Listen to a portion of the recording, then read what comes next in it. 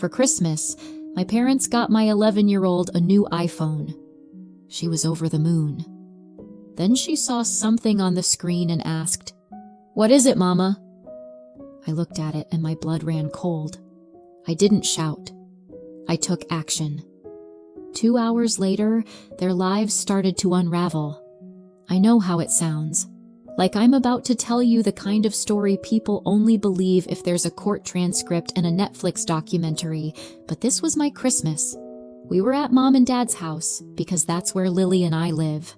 After my divorce, I moved back temporarily, which is what adults say when they're trying to convince themselves they haven't hit rock bottom. Lily and I have the upstairs bedroom, my childhood home, now featuring my child and my pride, both crammed into the same space.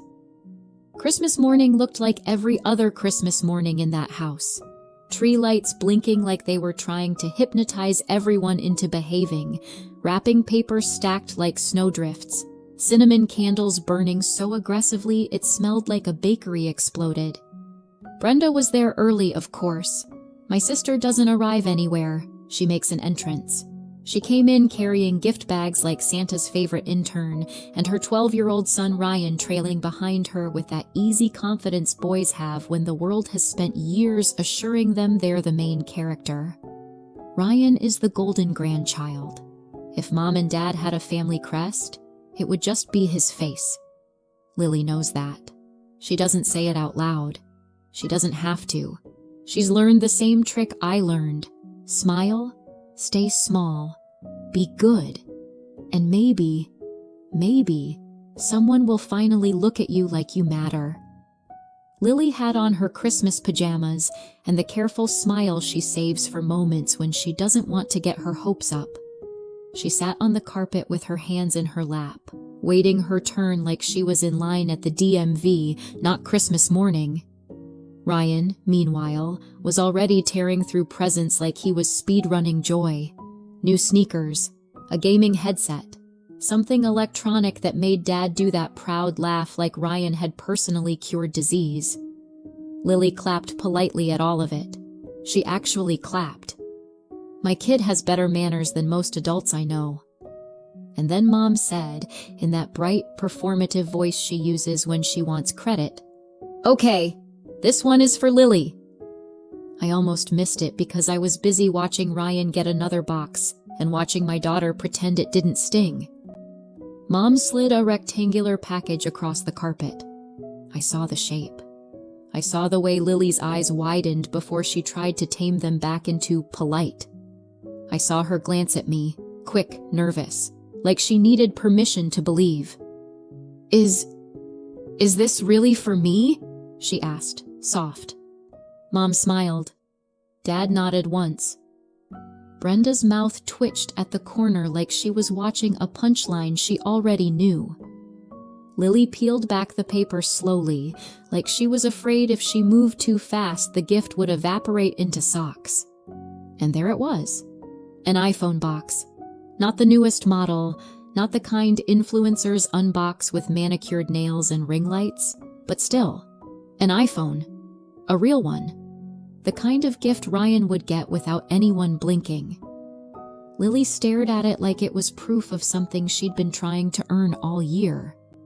"Oh my gosh," she whispered. She looked up at Mom, then Dad, then me, like she was taking attendance. Like she needed to make sure everyone saw her being chosen. "Thank you," she said immediately. Because that's who she is. Because she's learned the right words make adults less likely to change their minds. Mom watched Lily's face closely, like she was waiting for a bigger reaction. Dad watched too, quiet and heavy. Brenda leaned back, arms folded, calm as anything. Ryan smirked at the tree. Lily held the box with both hands and hugged it to her chest. She didn't even open it right away. She just held it. And my heart did this stupid thing where it jumped up and said, maybe. Maybe this is different.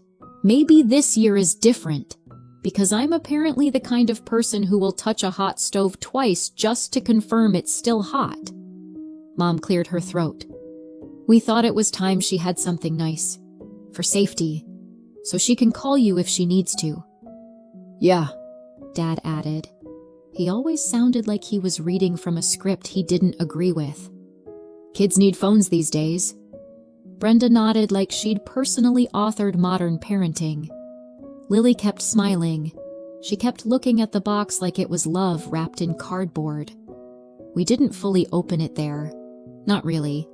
Mom made a whole little speech about setting it up later and doing it properly, and Lily nodded like she didn't care, like she wasn't vibrating from the inside out. But I saw the way her fingers kept tapping the corner of the box, like she was checking it was still real. A little later, once the chaos downstairs got loud and Ryan disappeared into the living room with his new gadgets, Lily tugged my sleeve. "Can we go upstairs?" she asked, trying to sound casual. I knew what she meant. Our room. Our little corner of the house where she could be excited without feeling watched. "Yeah," I said. "Let's go." Upstairs, she sat on the bed and opened the box like it was sacred. She lifted the lid carefully, like it might bite her. And there it was, silver and sleek and beautiful, sitting in its little cradle. She let out this tiny sound, half laugh, half sob. "I can't believe they got me this," she said. I tried to smile. I tried to be the mom who lets her kid have the moment without poisoning it with suspicion. I really did. She picked it up and turned it over in her hands, and then she frowned. "Wait," she said. "Why does it look like that?" There were scratches. Not huge gouges, nothing dramatic, but enough to catch the light, enough to make my stomach tighten. "It's probably refurbished," I said immediately. Too fast, like I was trying to convince myself. "That's normal. Lots of people buy refurbished." Lily nodded. She wanted to believe. She wanted to believe so badly she could have convinced herself the phone was carved out of a potato as long as it meant her grandparents cared. She pressed the power button. The screen lit up. A logo flashed. And then, too quickly, it went straight to a home screen. Not a setup screen. Not a hello screen. A home screen. Lily blinked. "Is it already on?" Before I could answer, a notification dropped down from the top. Just a banner. A few words. Lily leaned closer, squinting, and then looked up at me with that open, trusting face. "What is it, Mama?"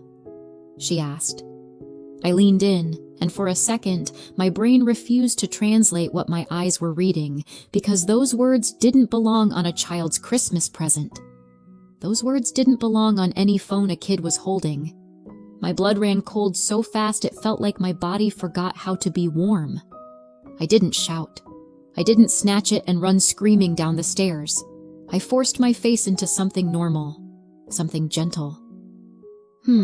I said, like it was nothing, like it was a weather alert. "That's weird. Let me see." Lily handed me the phone without hesitation, because she trusts me like children are supposed to.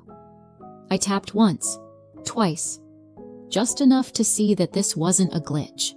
This wasn't some random spam message. This was a trail, a history, a mess. And the worst part was the quiet realization that followed right behind it. Someone in this house knew exactly what was on this phone. I looked at Lily, still smiling, still hopeful, and I felt something in my chest crack. I set the phone down gently on the bed like it might explode. "Sweetie," I said, keeping my voice light, "why don't you go brush your teeth? We'll finish setting it up in a minute." She hesitated. "But 2 minutes," I said.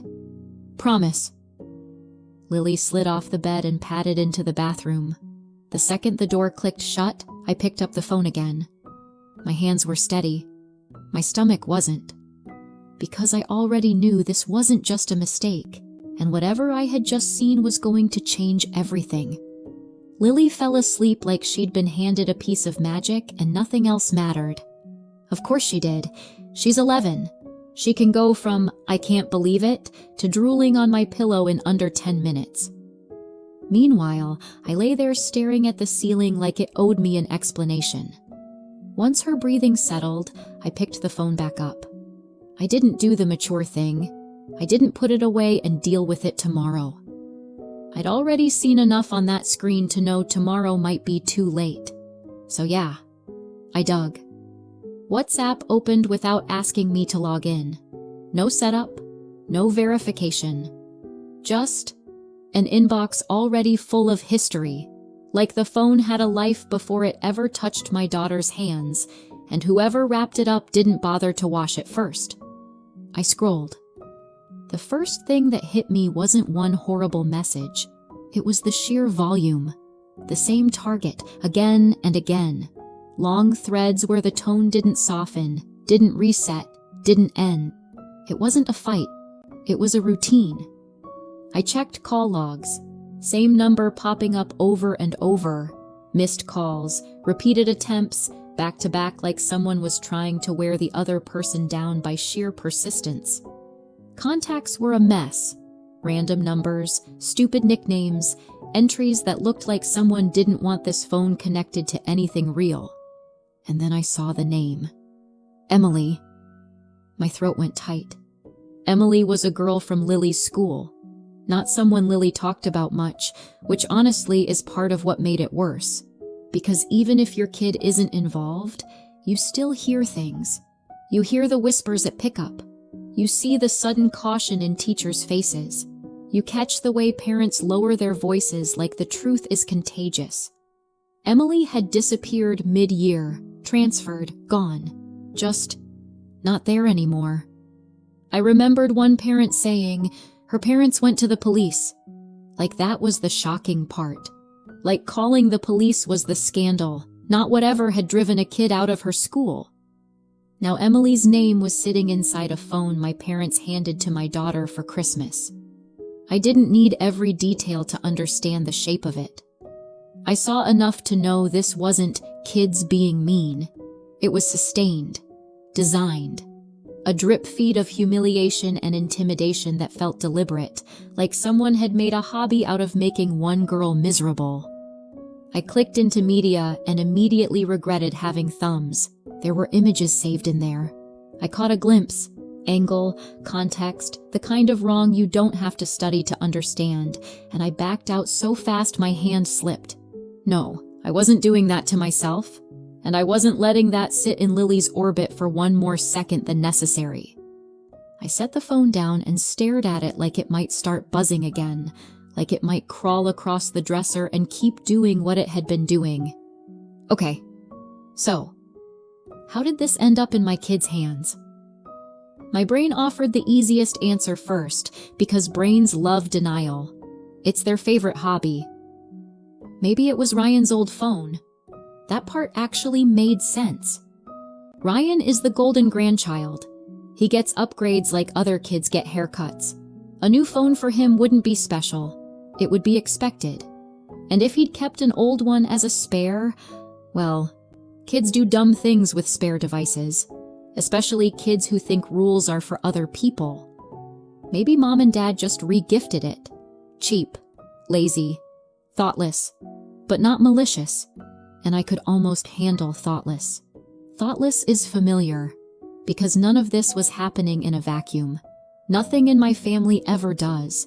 Brenda has been the chosen one for as long as I can remember. Mom and dad never sat me down and announced it like a villain speech.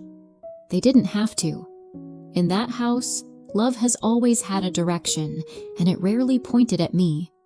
When Brenda had Ryan, the favoritism didn't vanish. It just updated. Ryan became the center of gravity. Everything he did was boys being boys. He's just spirited. He's got so much potential. Mistakes got brushed off. Attitude got reframed as confidence. Trouble got softened into misunderstandings. Lily, my Lily, learned the opposite lesson. Be polite.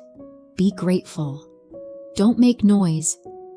Try harder. She claps for Ryan's gifts like she's at an awards show. She says thank you for practical presents with the same careful smile every year, She gets straight A's like she's applying for approval, and when she helps clear plates without being asked, she watches Mom and Dad's faces like she's waiting for the moment they finally decide she matters too. I hate that I recognize it so well, because I used to do it. That's why that iPhone box hit her like a miracle. That's why she hugged it to her chest like it was proof of something. That's why I let myself hope for half a second, even though I should have known better. Now I was sitting in the dark with evidence of someone else's cruelty on a device meant for my child, and that hope felt like a joke I'd laughed at too early. I picked the phone up again. I didn't know yet if my parents were just clueless or complicit. That was the part I couldn't solve from the screen alone. Should I wake Mom and Dad? March downstairs and shove it in their faces? Ask if they knew what they'd handed to Lily? Or would they do what they always do? Tell me I'm overreacting, tell me I'm dramatic, tell me to stop making trouble, while quietly fixing whatever needed fixing behind my back? Downstairs I heard movement. A chair scrape. Brenda's voice, tight, quick. Mom's lower, controlled. Dad's gravelly calm. They sounded normal, which, in my family, is usually the scariest part, because normal is what they wear over whatever they're trying to hide. I set the phone down, stepped into the hallway barefoot, and started toward the stairs. Quiet, careful, heart hammering, because whatever was about to happen next, I needed to hear it with my own ears. When I reached the staircase, I heard Brenda's voice, tight, fast, sharp, and my body stopped moving before my brain even caught up. She's going to notice, Brenda hissed. Mom's voice floated back, too calm. She already thinks it's refurbished. Dad spoke quietly, like he was trying to keep the walls from hearing. She won't do anything. She never does. My throat went dry. I stayed still, because I've known my parents my whole life. And that tone, Dad's confident calm, Mom's soothing reassurance, that was the tone they used when they'd made a decision for me and expected me to accept it. Brenda's voice again. The school is involved. Emily's parents aren't letting it go. They're going crazy. Mom snapped. Because it was serious. There was a pause. Then Brenda said softer, I didn't think it would get this far. Dad's chair creaked. It got this far because Ryan wouldn't stop. My stomach clenched so hard I thought I might actually be sick. Brenda's voice rose. He's a kid! And Lily isn't? Mom shot back. And for one horrifying second I almost felt gratitude until she added, Lily's just easier. There it was, the part they said out loud without meaning to. Easy. Disposable. I pulled my phone out with shaking hands and hit record. Not because I was thinking clearly, because instinct is what shows up when shock takes your brain offline. Brenda spoke again. What if the police trace it? What if they... Dad cut in. They won't trace it to Ryan if the phone isn't with Ryan. Mom sighed like she was exhausted by everyone else's incompetence. We gave her the phone. It's in her room. It's in her hands. Brenda. But it's Lily's phone now. Mom's voice turned almost pleased. Exactly. Brenda exhaled hard. Kate is going to freak out. Dad's reply was flat. Kate's always dramatic. My hand tightened around my phone so hard my knuckles ached. Brenda said, And Lily... Mom interrupted, dismissive. Lily's a good girl. She'll be fine. Brenda's voice sharpened. Kate thinks her daughter is perfect. Dad chuckled, low and mean. Well, maybe this will knock her down a peg. Brenda laughed, just a little. And something inside me went perfectly, terrifyingly still. Because this wasn't just them trying to protect Ryan. This was them choosing Lily as the fall guy. Because Lily was easy. Because Kate was dramatic. Because Ryan mattered. I backed away from the stairs as quietly as I could, my phone still recording until I got back to the bedroom and shut the door. My hands were shaking so badly I could barely hit stop. I played it back once, just enough to confirm it wasn't my imagination. It wasn't. I sat on the edge of the bed and stared at the phone like it was radioactive. Lily walked in, hair damp from the bathroom, toothbrush in hand. "Can I have it now?" she asked, grinning. I forced my face into calm, into normal. "Yeah," I said. "But first, listen to me, okay?" Her smile faltered. "What?" "We're going to go out for a bit," I said, light, casual, like I hadn't just heard my family volunteer my child as collateral damage. "A little surprise visit." "A surprise?" She perked up immediately. Kids love surprises. Adults fear them. "Yeah," I said. "Go put on shoes and grab your jacket." She ran to the closet. I packed fast, quiet, controlled. Not like I was going on vacation, like I was evacuating. A couple outfits, Lily's toothbrush, my wallet, chargers, the phone. Both phones, the iPhone and mine. I texted my friend Sandra with one thumb. Me, "Can we come over? Like, now." Sandra, "Yes. What's wrong?" Me, "I'll explain when I get there." I stared at that yes like it was a lifeline. Lily bounced back over. "Okay, where are we going?" I lifted my bag onto my shoulder and opened the door.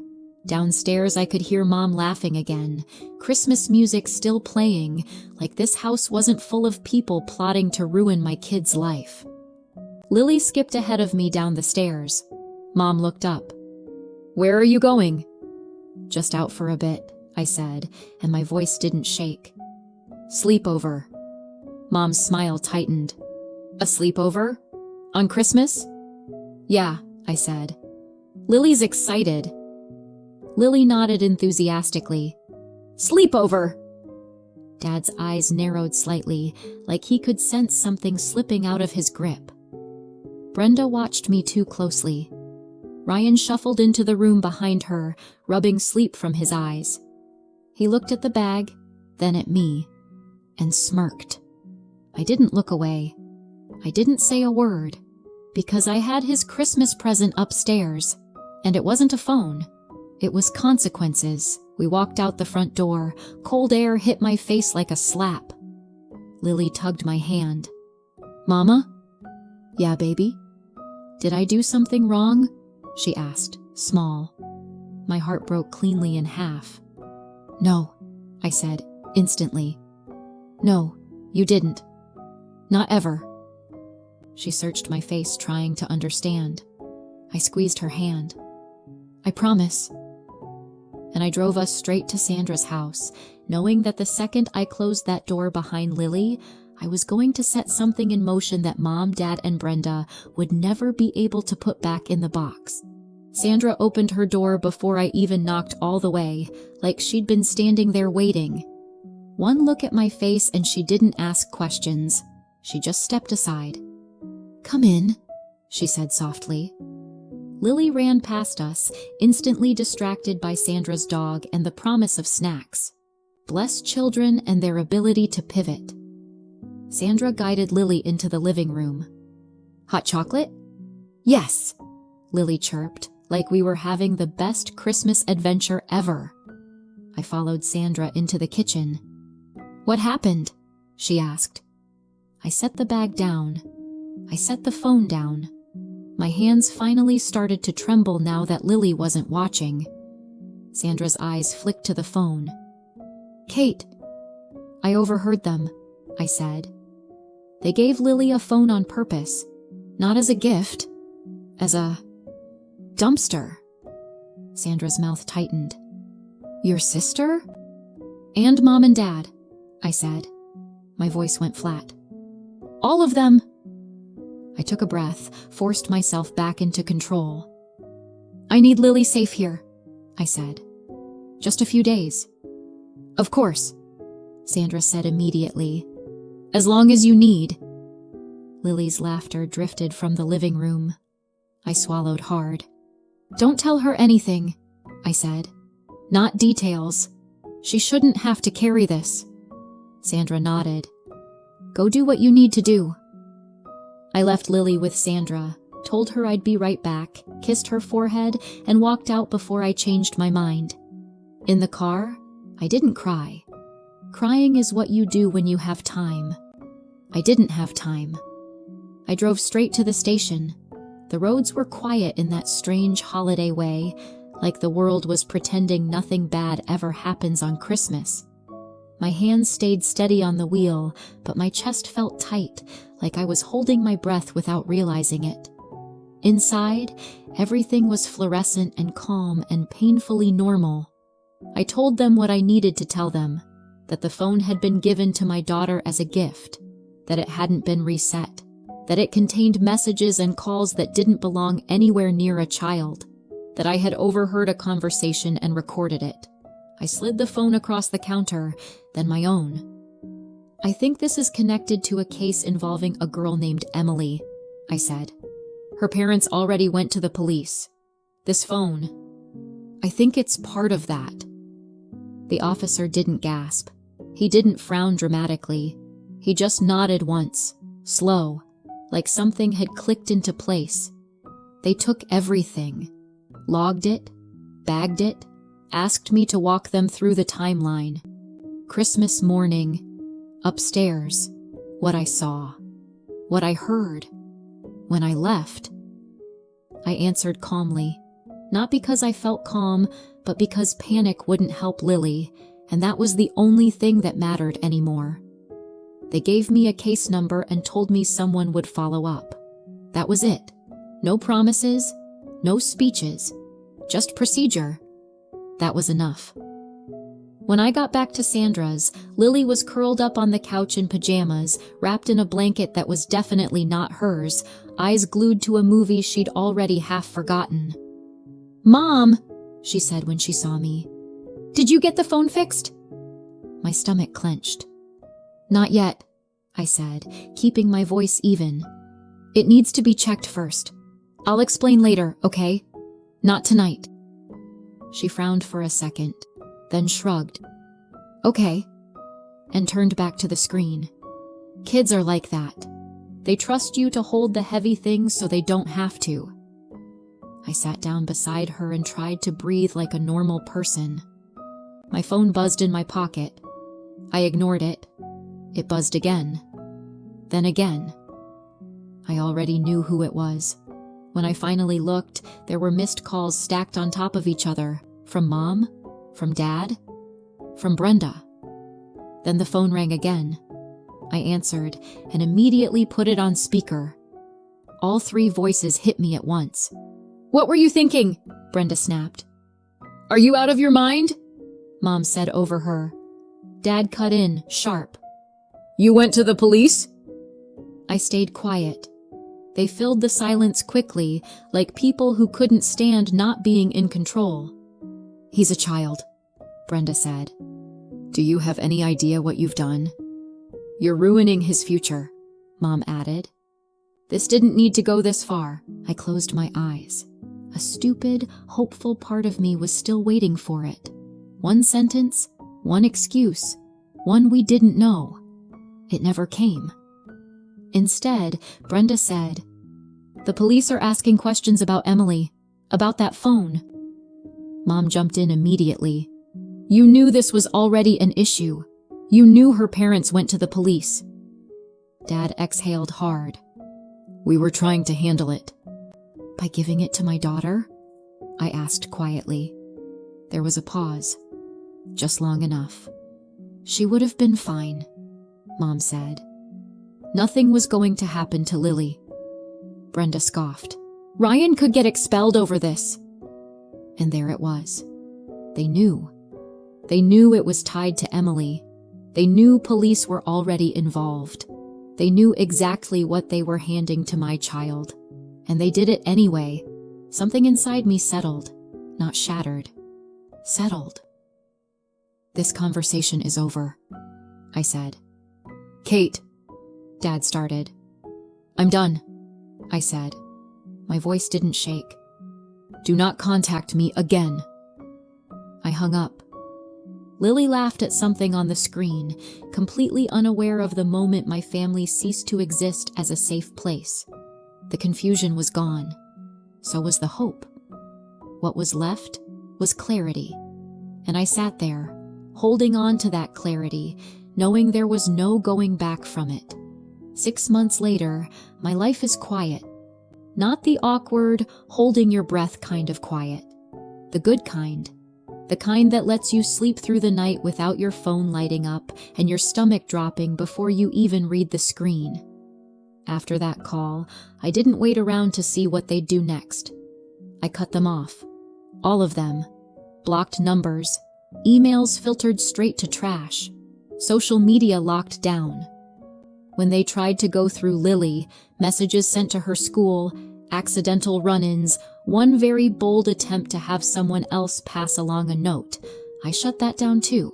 I filed for no contact. Not a dramatic scene. Paperwork, signatures, dates. A very calm explanation that no one who had tried to use my child as collateral was welcome anywhere near her again. That part felt good. We moved a few weeks later. A rental, technically, but it doesn't feel temporary the way temporary used to feel at Mom and Dad's. It's bright, clean, quiet. Lily has her own room, her own door, and a say in what goes on the walls.